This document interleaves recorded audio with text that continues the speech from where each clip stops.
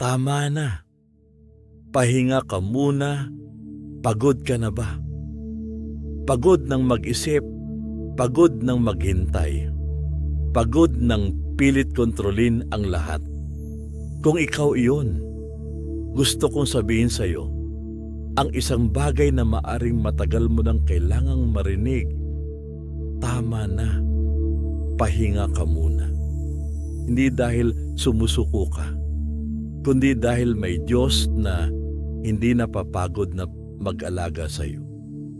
Pakinggan natin ang sinasabi ng salita ng Panginoon. Mga awit 4:8. Sa aking paghiga, nakakatulog ng mahimbing, pagkat ikaw, Yahweh, ang nag-iingat sa akin. Hindi hinihiling ng Diyos na akuin mo ang lahat ng problema. Inaanyayahan kanyang magtiwala. Habang ikaw ay nagpapahinga, siya ay patuloy na kumikilos. Sinasabi sa mga awit 121:3-4. Di niya ako hahayaang mabuwal, siya'y di matutulog, ako'y babantayan.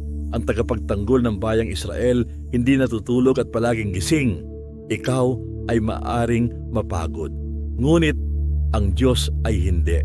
Kaya sinabi rin ni Jesus sa Mateo 11:28, lumapit kayo sa akin, kayong lahat na nahihirapan at lubhang nabibigatan sa inyong pasanin, at kayo'y bibigyan ko ng kapahingahan.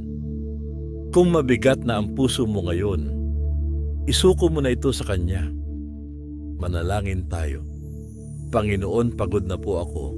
Hindi ko na kayang kontrolin ang lahat. Ngayon, inilalagay ko sa iyong mga kamay ang aking mga alalahanin, takot at kinabukasan. Turuan mo akong magpahinga sa iyong presensya at magtiwala sa iyong perpektong plano. Salamat dahil habang ako ay nagpapahinga, ikaw ang patuloy na kumikilos para sa aking ikabubuti. Sa pangalan ni Jesus, Amen. Tama na. Pahinga ka muna. Ang Diyos na ang bahala.